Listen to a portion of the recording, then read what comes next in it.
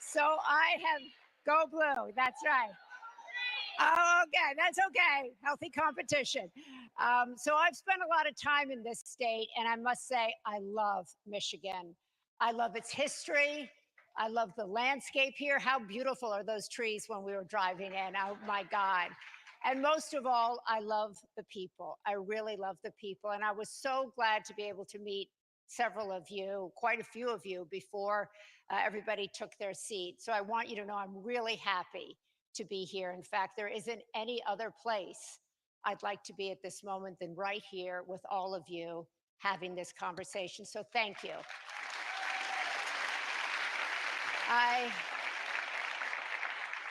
Now I know you're in a swing state, so you've had it up to here. You've been, you've been inundated with ads, with texts, with phone calls, with people knocking on your door, and you are exhausted. But I'm really grateful to you for not being that exhausted, for taking the time to stand in that line, to come in here. And I'm hoping that you'll come in here with a really open mind and an open heart and be really present for the next 45 minutes. Because what you're going to see on this stage is historic. As I said, I grew up in a political family, and people of both parties used to get along really well. They used to work for the common good. They used to compromise. And that was an example that they set. And now you're getting to see it in real life because we haven't seen it in decades. And so that's why I'm here. I'm here to witness this, to facilitate this conversation. I'm here as a journalist, but I'm really here as a concerned citizen. And I'm really happy to be here. And so I know all of you are looking forward to hearing from both of these extraordinary women. They're both incredible. And so I want to begin by getting going. We have some questions from the audience that we will get to. I have a few questions. As I said, I went around to meet several of you, and I heard some questions that some of you had. But universally, many of you said the reason I'm here is to see bipartisanship. I want to see what it looks like so I can go home with information. So you're going to get that. Okay? So let's get going.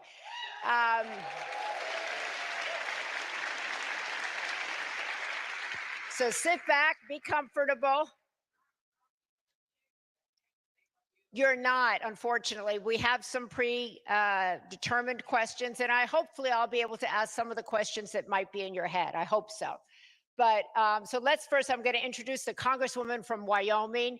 Liz Cheney, as you all know, is an incredible, courageous public servant. I'm a big admirer of hers.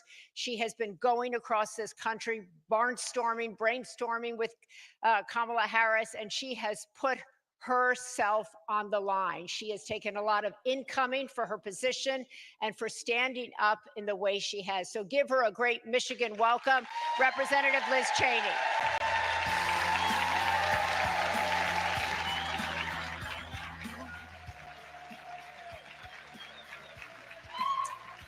That's right, stand up, woo!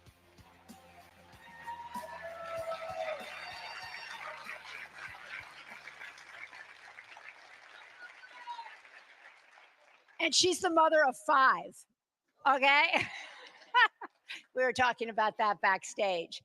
And now the MVP, that stands for Madam Vice President, MVP. I want to say several of you, and I've heard over the last several months that a lot of people say, well, I just don't know Kamala Harris that well. Well, I do. So I worked alongside her when I was First Lady of California. She was the district attorney in San Francisco. She was the attorney general of the state of California. I've seen her work up close. I've seen how she is as a person, and that's why I am here. She is really an incredible leader. She brings people together. I've seen that firsthand. And most recently, we have worked on transforming the way the federal government funds and prioritizes women's health research. For the first time under her leadership, we are prioritizing the way women will get facts about their health and research. So if you have endometriosis, yes.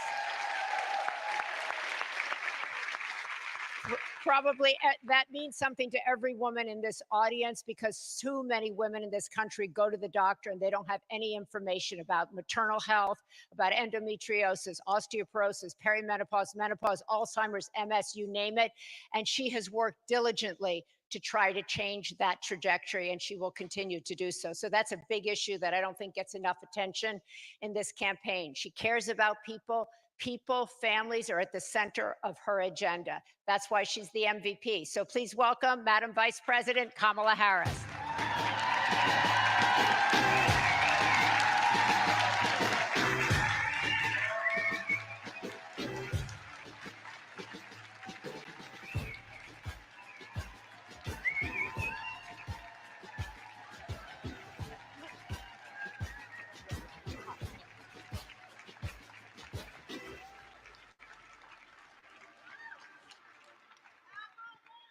Okay, here we go. Sit back. We got 40 minutes and we're going to move quick. Okay? So I want this to be like a kitchen table. Like, just think that we're sitting around the kitchen table and we're jamming about all kinds of stuff. That's the feeling I want to have at this. This is like a Kennedy family kitchen table. Yeah. But most people don't have this many. That's right. It's raucous. It's hot, but it's fun. That's what it's going to be like. So this, as I was saying before both of you walked out, this is historic. So I hope everybody takes this in for a minute. To have a leader of the Republican Party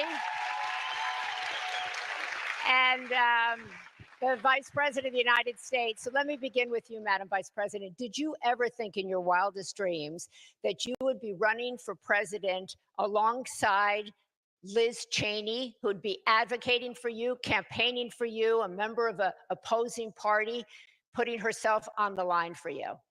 So let me just start by thanking everyone. Thank you all for taking time out of your busy lives to be here and have this conversation. And I think we are all here together because we have many things in common. First and foremost, we love our country. Ooh. We love our country. You know, so Maria, perhaps not, but perhaps not. But let me say this. So you mentioned, you know, my background. So I started my career as a prosecutor. And most of my career has been spent outside of Washington, D.C., not in Washington, D.C. And for most of my career, let me just tell you, I never once asked a victim of crime, a witness, are you a Democrat or are you a Republican? Never. It never would have even occurred to me to ask that. What I did ask everyone, are you okay? And when I think then about what is at stake in this election, I think that's the biggest question.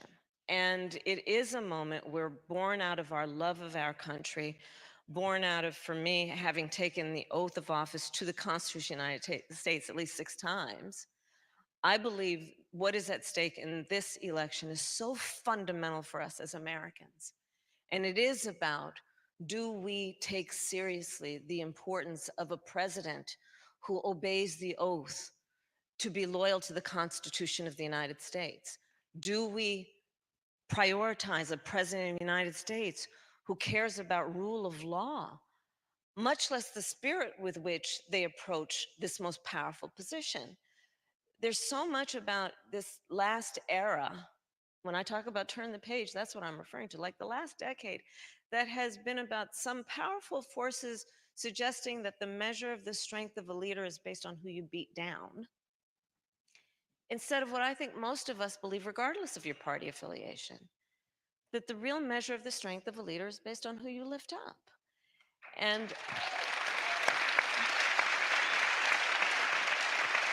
so, for that reason, I'm not surprised that Liz Cheney and I are on the same stage 15 days before the election.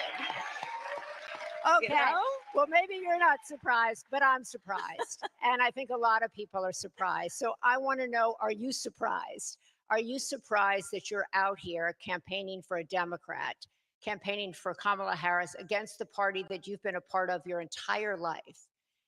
You know, what I would say, first of all, is we all know, everyone who watched January 6th knows, you know, what Donald Trump is willing to do. He lost the election. He tried to overturn it and seize power. And then he sat in his dining room and he watched the attack on television. He watched it. People pleaded with him to tell the mob to leave, and he wouldn't. And he watched law enforcement officers be brutally beaten. He watched it.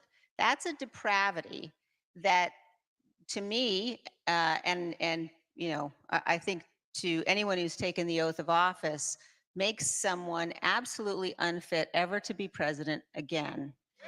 Now,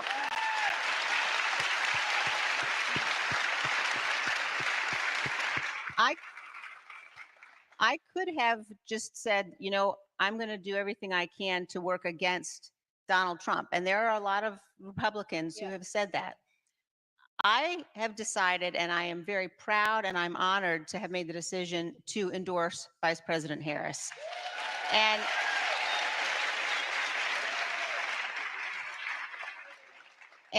I have gotten to spend time with Vice President Harris. I have had the chance to talk with her about how important it is that we have two strong parties in our country, about the kind of president that I know she'll be. And I think all of us, it doesn't matter what party you're in, we all know this is a good and an honorable and a great nation. And we have to have leaders. You might say, I'm not going to agree on every issue, but we have to have leaders who take that seriously. We have to have leaders who are going to be sincere. And as a mother, I want my children to know that there is someone sitting in the Oval Office that they can look up to, someone who can be a role model. And I'm incredibly proud, and I know that Vice President Harris will be that. Great. And Maria, let me just add one thing also, because it bears repeating. I have seen a lot of Republicans go up to Liz Cheney and thank her. And they may not be doing it publicly. They may not be doing it publicly because I think she has shown, to your point, extraordinary courage, especially in this environment post January 6th, where there's something, an undercurrent that is violent in terms of the language and the tenor. And for her to show the courage she has shown is extraordinary. But I've seen Republicans come up to her, and I, from my vantage point, she's actually not alone.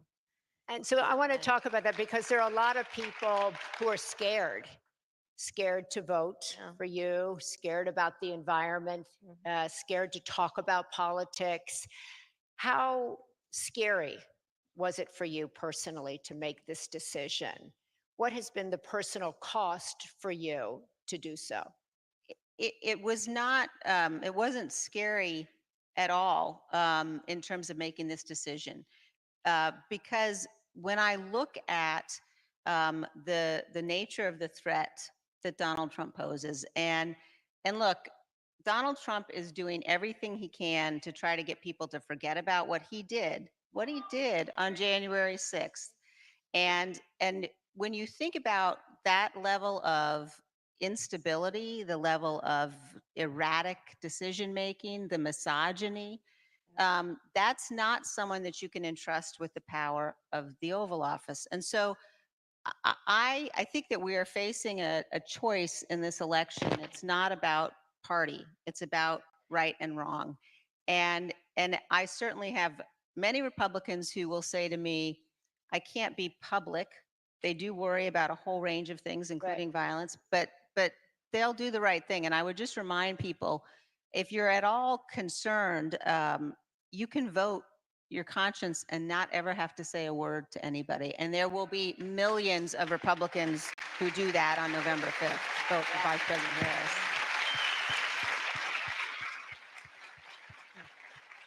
I love that you said you weren't scared at all, because most people will talk today about, I'm afraid to say anything on social media. I'm afraid to speak in my place of worship. I'm afraid to speak where I work. I'm afraid. How are you not afraid? Well, I think that the point you're making is a really important one. Think about what's happened in our country. The level of vicious, vitriolic attack that, you know, when Donald Trump says that his political opponents are the enemy within, and when he contemplates deploying force against them, um, the response that we all have should not be to be so afraid we don't act. It should be vote him out, defeat him, vote for Vice President Harris. And Maria, I'm going to add to that. Yeah. I would add to that an additional point, which is, and don't think it's a sick sense of humor and relegate it to simply being that. You know, I've said many times, I do believe Donald Trump to be an unserious man, but the consequences of him ever being in the White House again are brutally serious. And take it from the people who know him best. His former chief of staff when he was president, 2 former defense secretaries, his national security advisor, and of course his vice president, who have all in one way or another used the word that he is unfit to be president again and is dangerous. Listen to the report that what his former chairman of the Joint Chiefs of Staff, a general, said about him, that he is fascist to the core. And these are people who were in his administration, who worked closely with him in the Oval Office and the Situation Room. And so I would caution us also to, you know, because some people find it humorous what he says and think it's just silly, but understand how brutally serious it is. Well, the courts will take care of that. We'll take care of November. Yes. We'll take care of November. But it is brutally serious because to the Congresswoman's point, anyone who has openly said, as he has, that he would terminate the Constitution of the United States should never again stand behind the seal of the President of the United States. Never again.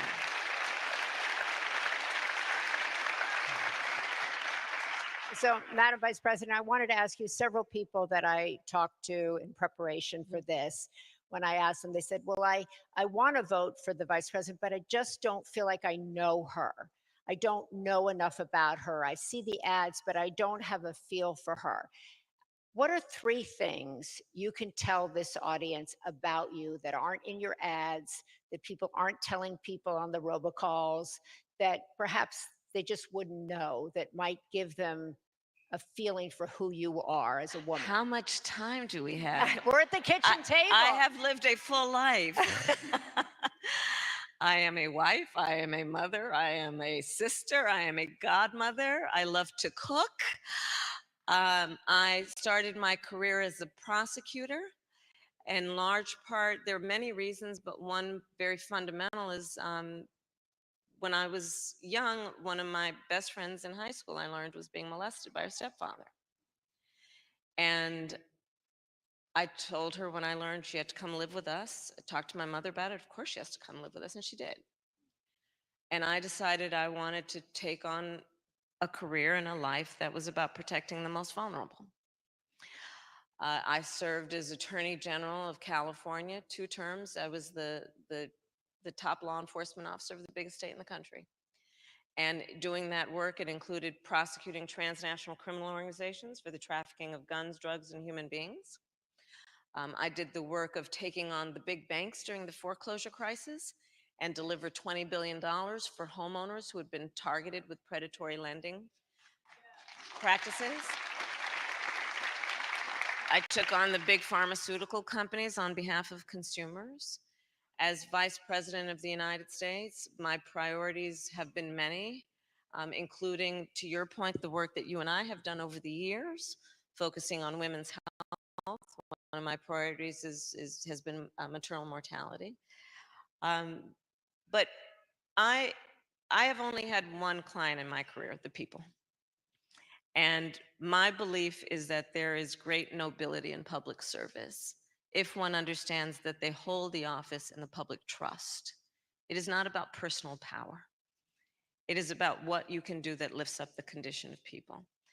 And there is so much about how I think about my responsibility, and I'm here to ask for your vote, is that I intend to be a president for all Americans, understanding that the vast majority of us have so much more in common than what separates us.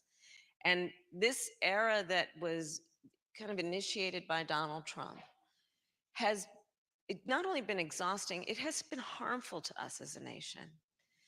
The notion that a president of the United States would encourage Americans to point fingers at each other, that there would be a suggestion that we are a divided country, that instead of knowing we have so much more in common than what separates us. I have, as vice president, met over 150 world leaders, presidents, prime ministers, chancellors, and kings. My most recent overseas trips as vice president, which were relatively close to then the election, our allies have expressed real concern. I shared this before, but when we walk in a room representing the United States of America, we should walk in that room, especially leaders, chin up, shoulders back, knowing that we have the self-appointed and earned authority to talk about the importance of democracy and rule of law. But the thing about being a role model, this is all role models who are here. People watch what you do to see if it matches up to what you say. People around the world are watching this election, I promise you.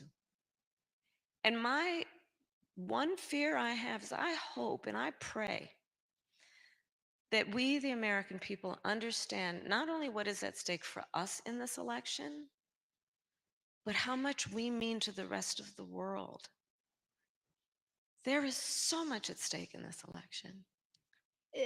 Liz Cheney, tell us real quick. I want to get to our first question, but you've been traveling with the vice president. You've been working with her. You've been spending human time with her.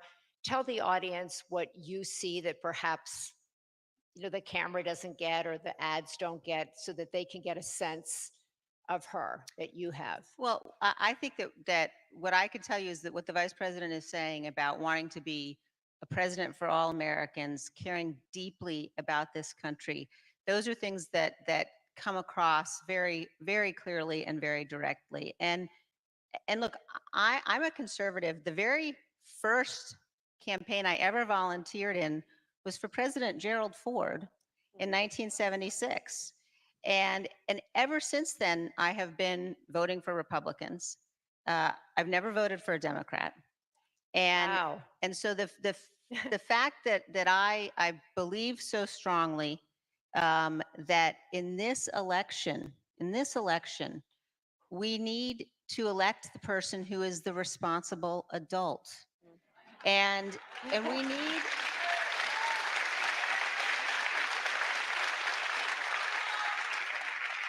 and there is a lot, both parties do it. There is a lot of vilification that goes on. Yeah. And I think it's really important for people to think very carefully about the power that we're going to invest in the President of the United States and what it would mean to give that power to Donald Trump. Don't take my word for who he is. Listen to him every day. Look at what he did. Remember that the people, as the vice president said, who are opposing him are the people who know him best, the people who worked most closely with him. And so I would just say I know that the vice president has had the range of experience, has as vice president, as senator, as attorney general of California. She is supremely qualified to be president of the United States. I think there sometimes are some men who suggest that she's not, but if you look at her qualifications, there's no question. And that she's somebody that I know I can count on who will put the good of this country first. There's just no question. Okay. I want to go. I want to go over here to Cecilia Borland. Can you stand up? You have a question. Cecilia grew up in Birmingham, Michigan, which was a Republican stronghold as she grew up. She now lives with her husband. They're raising 2 children in Berkeley, Michigan, and she's here with a question for the vice president. Thank you both for coming to Michigan today for this important event. I'd like to start by saying personally, thank you, Representative Cheney, for to you and your father for exemplifying putting country over party.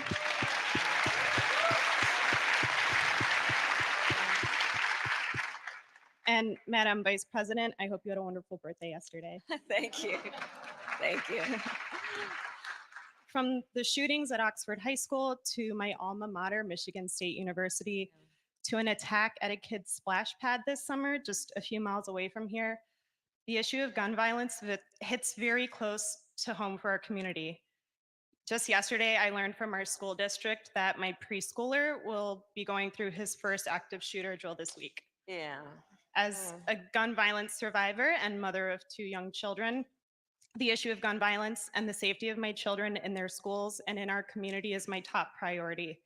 Madam Vice President, if you are elected president and there is a Republican majority in Congress, how will you work with them to make impactful and immediate progress around gun violence, especially in our children's schools?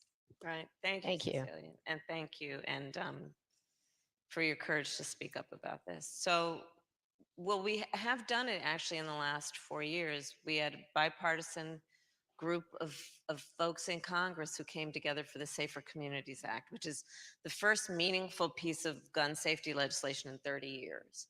And so it's a good step, and it really does tell us that we have a will within the United States Congress to work in a bipartisan way. And then Congresswoman Cheney was one of those Republicans that actually voted for it.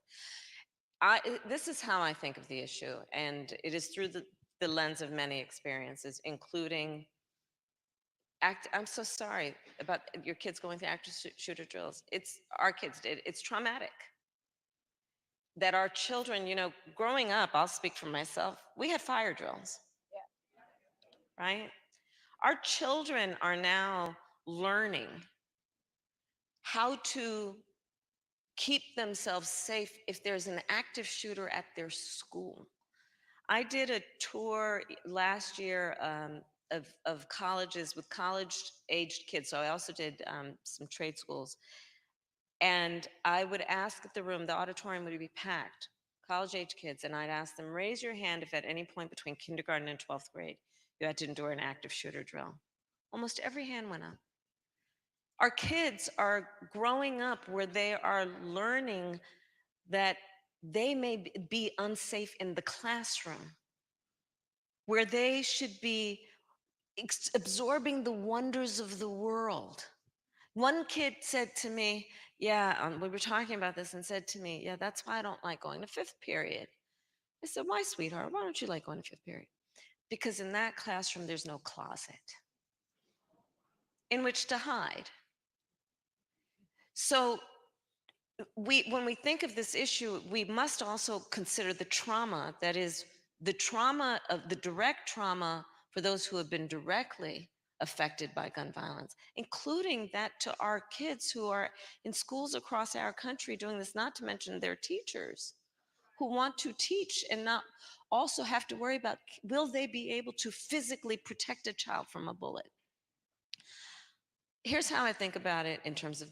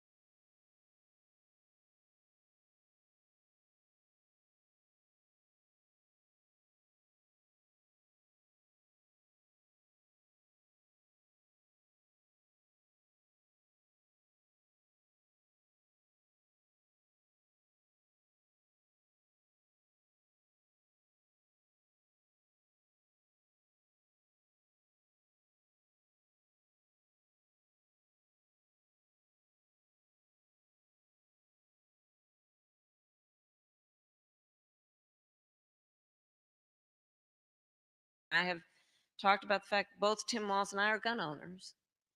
I also believe we need reasonable gun safety laws, assault weapons bans, red flag laws, universal background checks. And and and and reports say that the majority of NRA members agree on, for example, universal background checks. What is a universal background check? It's just common sense. Here's what it is. You just might want to know before someone can buy a lethal weapon whether they've been found by a court to be a danger to themselves or others. You just might want to know. It's common sense. We need common sense gun safety laws. And I will continue, I've done it throughout my career, work with all of our colleagues across the aisle. And I know that we can make progress.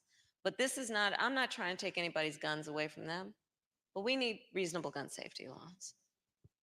Okay, I want to come back to the issue of public safety in a minute, but first we want to go to Martin. Thank you, Cecilia, very much. Martin Hauerlich, he's a former Republican member of the Michigan House of Representatives, and he's here with a question about national security. Thank both of you for being here this afternoon. I really appreciate your coming to the state of Michigan to be here. I would like to ask, what can the U.S. do politically, economically, or militarily to deter Russia from continuing its war on the independent nation of Ukraine while simultaneously strengthening our own U.S. security interests? Thank you, Martin. Go ahead. So I was actually in Munich at the Munich Security Conference delivering a speech when I first met with President Zelensky of Ukraine. And it was just days before Russia invaded. I've now met with President Zelensky, I think 7 times, because the United States has rightly taken a position as a leader, a global leader on international rules and norms, that we must stand in support of one of the most important international rules and norms, which is the importance of protecting sovereignty and territorial integrity, the importance of standing strong in opposition to the notion that in this case, Russia would attempt to change borders by force, to invade another nation, a sovereign nation, by force. And sadly, there is a huge difference between my opponent and me on this very fundamental issue. Back to the conversation about, there was a time when we used to, there was a phrase that I'll paraphrase, that basically politics ends at the sea line, at the boundaries of our country. That there are certain things, in particular matters of national security, where it's not about partisanship, it's about where should America stand in terms of supporting our allies and standing for certain principles. I'll give you as a point of reference for me in terms of how I feel about this on the partisan issue. For the 4 years that I was in the United States Senate, my favorite committee was the Senate Intelligence Committee. And I served on that committee, and we would meet in a room that's called a SCIF, and it's basically it's a very secure room. No press, with all due respect, is allowed in, no cameras. Everyone has to leave their cell phone outside. It's a bipartisan committee, and we would go in that room and receive classified information from America's intelligence community, sometimes our military leaders, about hotspots around the world and threats to our national security. And when we went in that room, and this is why it was my favorite committee, people would take off their suit jacket, roll up their sleeves, have a cup of coffee on the table. And we weren't Democrats or Republicans. We were Americans. And that is so important on a number of issues we are discussing this afternoon, but in particular on national security. My opponent, however, has made it a thing of his to admire dictators and autocrats around the world. He exchanged love letters with Kim Jong-un, remember that? He has openly praised the president of Russia. Most recently, the report is, in the height of COVID. Remember, everyone was scrambling to get their hands on COVID tests? Remember when Americans were dying by the hundreds every day, and Donald Trump secretly sent COVID tests to the president of Russia for his personal use? He has said, Donald Trump, I will solve the matter of Ukraine and Russia in a day. You know, read through and understand what he is saying. He would surrender. He would have Ukraine surrender its fight against an aggressor, violating its sovereignty. If Donald Trump were president, Vladimir Putin will be sitting in Kyiv and understand what that would mean for America and our standing around the world. But thankfully, there has been bipartisan support, and to your point of where you stand on this very fundamental issue. But this is a very vivid example of what is at stake in this election, because Donald Trump has been very clear. He would give away the shop. He has been manipulated and is so clearly able to be manipulated by favor and flattery, including from dictators and autocrats around the world. And America knows that that is not how we stand. That is not how we fight. We fight in favor of our strength and our role as a leader in bringing the allies together and standing for foundational and fundamental principles. Congressman Cheney.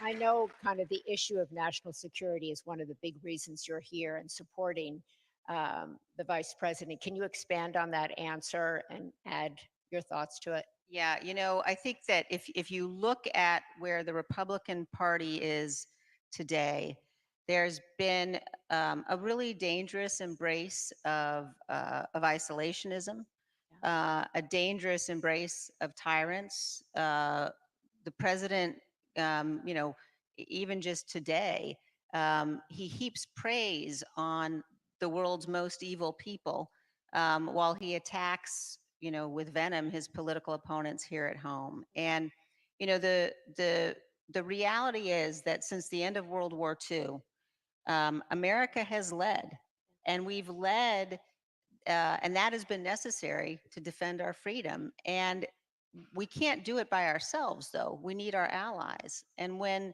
Donald Trump says that he's going to withdraw from NATO, when he invites Vladimir Putin to invade NATO, when he suggests that it is Zelensky's fault that Ukraine was invaded, I mean, that is for anybody who is a Republican who is thinking that, you know, they might vote for Donald Trump because of national security policy. I ask you, please, please study his national security policy. Not only is it not Republican, it's dangerous. And without allies, America will find our very freedom and security challenged and threatened. And one final point on this, don't think that Congress can stop him. Yeah. People say, well, you know what, he can't really do the worst, you know, because Congress will step in. All he has to do is what he's doing, is say, I won't fulfill our NATO treaty obligations, and NATO begins to unravel. So it is an incredibly dangerous thing to think about a foreign policy, a national security policy led by somebody who is as unstable as Donald Trump is, and it's a risk we just simply can't take as a nation. And I'm going to add for emphasis that let's also be clear about, on this subject specifically of Ukraine, Donald Trump's approach would be to surrender. Understand what that would mean. That is signaling to the president of Russia he can get away with what he has done. Understand, look at the map. Poland would be next. NATO, our allies, are the reason that they have been so thankful for the position of strength we have taken in bringing the allies together, is because they are fully aware of, and remember, to the Congresswoman's point, World War II, remember, this concept of isolation, we were once there as a nation, and then Pearl Harbor happened. Let's remember recent history. Europe remembers it well. When we got attacked, Pearl Harbor, we jumped in. And it is because America jumped in that we were ultimately able to win that war. And it should be a constant reminder to us. We have to remember history. That isolationism, which is exactly what Donald Trump is pushing, pull out of NATO, abandon our friends. Isolationism is not insulation. It is not insulation. It will not insulate us from harm in terms of our national security. So I say that to emphasize a point that the Congresswoman made. And the other point I'd make is also check out where he's been on how he thinks about America's military and service members. One of the great, great American heroes, a prisoner of war, John McCain. Remember how he talked about John McCain? He said he didn't like him because he got caught. You look, he's called members of our military suckers and losers. And then look at how some of the highest ranking members of our military, including what I mentioned earlier, the former chairman of the Joint Chiefs of Staff, a dedicated member, leader in America's military, how he has assessed Donald Trump, fascism to his core. So There are your we are. talking points for the kitchen table.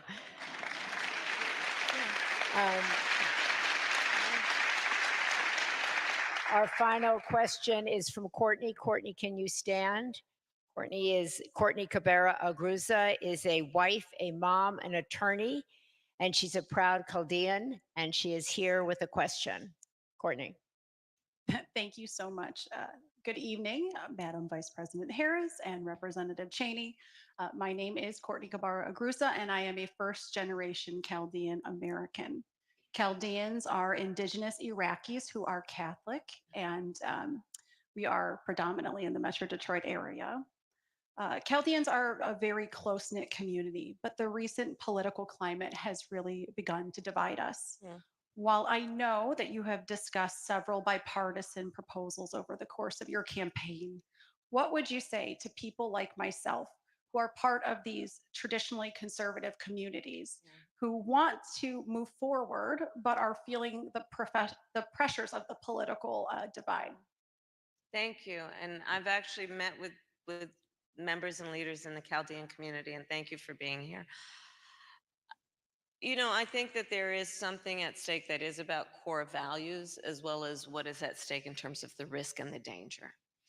And I would offer you an example of what I think would be an important issue that would affect the Chaldean community and all Americans. For example, the issue of how we think about healthcare in America. So I know enough about the culture and to know that it is reflective of who we are as Americans in general. We respect our elders. We take care of them. So I will share with you a specific proposal that is an extension of how I think about things. I actually, personal story, I took care of my mother when she was sick. And for anyone taking care of or who has taken care of an elder relative, you know what that is. It's about trying to cook something they feel like eating. It is trying to find clothes that don't irritate their skin or help them put on a sweater. It's about trying to figure out something you can say that will bring a smile to their face or make them laugh. It's about dignity. And we now have, in particular in our country, a lot of people doing that and also raising young kids. We call them the sandwich generation, right in the middle. It's a lot. And the way the system currently works, well, God willing, you may have enough resources, you can hire somebody to come in and help. If not, you may have to spend down all of your savings to be able to qualify for Medicaid. Or you may have to quit your job to be able to do what you need to do to take care of your children and take care of your older relative. That's just not right and it's not fair. So part of my proposal and the plan is that we're going to now reconfigure so that Medicare covers home health care for our seniors, right? It's about dignity. So in addition to everything that we've discussed already about national security, what is at stake? Something like this, because I absolutely do believe America is ready for a new generation of leadership that is taking on issues clear-eyed about what is going on that affects everybody, doesn't matter their political party. Issues that are fundamentally about dignity, also about economic issues, and taking it on in a way that we relieve the American people of the burdens that get in the way of productivity and a certain quality of life. And this is one example of that. I believe we need to have an economy that I call an opportunity economy, where everyone has the opportunity to thrive, not just get by, but get ahead. And this is one example I would offer under the broader point, which is about let's move forward, taking on problems from a common sense approach that is about just practical work. Look, I am a capitalist. I am a pragmatic capitalist. I will work as I have with the private sector. I believe we have to invest in America's economy and America's industry and America's entrepreneurs. And we can at the same time take care of those that are the most in need of just a little support to be able to not just get by, but get ahead. Thank you, Courtney. Liz, I just want to, we have 2 minutes left. And when you hear the phrase, a new way forward, when you hear country over party, what does that mean to you? We're 2 weeks out. What does a new way forward mean for families like everybody here, for your children, my children, everybody's children, young men? Yeah, What is it like? I think that we're at a moment now where, when you think about America and the beacon of hope that we have been for so many years, for so many communities, also how tremendously enriched we have been by communities, immigrants who want to come here and build a life. All of that depends upon fundamentally defending the rule of law, fundamentally defending our Constitution. That's what makes all of our opportunity and our freedom possible. And at the same time that we're that beacon for the world, it's also because we're a good nation. Yeah. And because when you look at who our leader is going to be, what Donald Trump represents is in many ways just cruel, and not the kind of dignity and the kind of person that we all want to be able to look up to. But what I would say is that if people are uncertain, if people are thinking, well, I'm a conservative, I don't know that I can support Vice President Harris, I would say, I don't know if anybody's more conservative than I am. And I understand the most conservative value there is to defend the Constitution. And if we don't come together to do that, then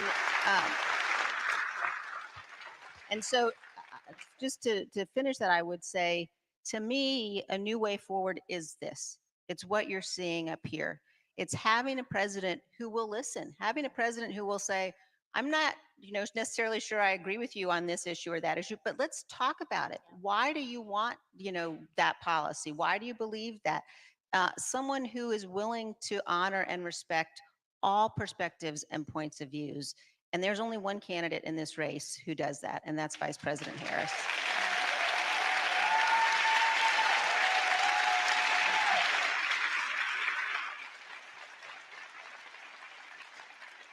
In fact, a lot of polling of undecided voters who call themselves the exhausted majority said, I just want leaders who listen to one another. I just want leaders who speak respectfully to one another. I want to see decency. I want to see people I can look up to.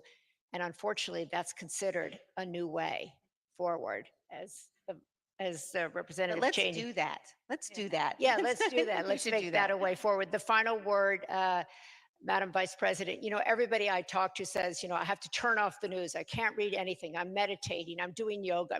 I'm so anxious. I just don't even know. I'm eating gummies, all kinds of things, What are you doing? What are you doing? Not eating gummies.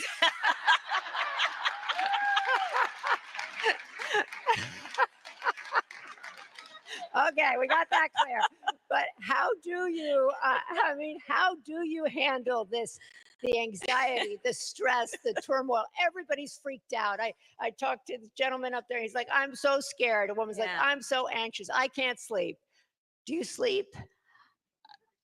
You know, I wake up in the middle of the night usually these days. So to be honest with you, but I work out every morning. Um, I I think that's really important to just kind of, you know, mind, body, and spirit. But let me just say this. No, say We more about that. Say more. but I will. I work out. I try to eat well. You know, I love my family, and I make sure that I talk to the kids and my husband every day. Doug and I have been kind of you know, traveling. We're trying to cover a lot of ground, so we're not with each other every day these days. But my family grounds me in every way. Um, but if I can just speak to the what people are feeling. You, th- we cannot despair. We cannot despair. You know, the nature of a democracy is such that I think there's a duality. On the one hand, there's an incredible strength when our democracy is intact, an incredible strength in what it does to protect the freedoms and rights of its people. Oh, there's great strength in that. And it is very fragile. It is only as strong as our willingness to fight for it. And so that's the moment we're in. And I say do not despair because in a democracy, as long as we can keep it in our democracy, the people, every individual has the power to make a decision about what this will be. And so let's not feel powerless. Let's not let and I get it, overwhelming nature of this all make us feel powerless because then we have been defeated. And that's not our character as the American people. We are not one to be defeated. We rise to a moment and we stand on broad shoulders of people who have fought this fight before for our country. And in many ways, let us look at the challenge then that we are being presented and not be overwhelmed by it. The baton is now in our hands to fight for, not against, but for this country we love. That's what we have the power to do. So let's own that. Dare I say, be joyful in what we will do in the process of owning that, which is knowing that we can and will build community and coalitions and remind people that we're all in this together. Let's not let the overwhelming nature of this strip us of our strength. That's how I feel about this. You know? That's how I feel about this.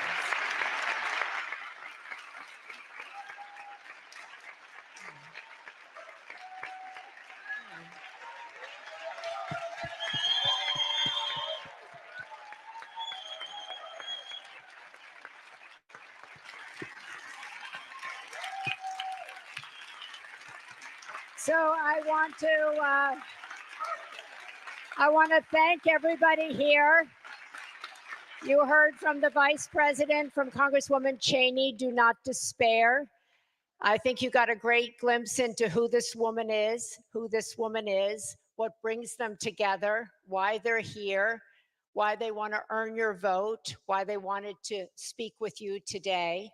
And I want to leave you with this quote from Ralph Waldo Emerson that I think speaks to this moment. It says, whatever course you decide upon, there is always someone to tell you that you're wrong. There are always difficulties arising which tempt you to believe that your critics are right. To map out a course of action and follow it to the end requires great courage. So I leave you with that. All of you are courageous people. Do not despair. Thank you so much for spending your time. Bravo.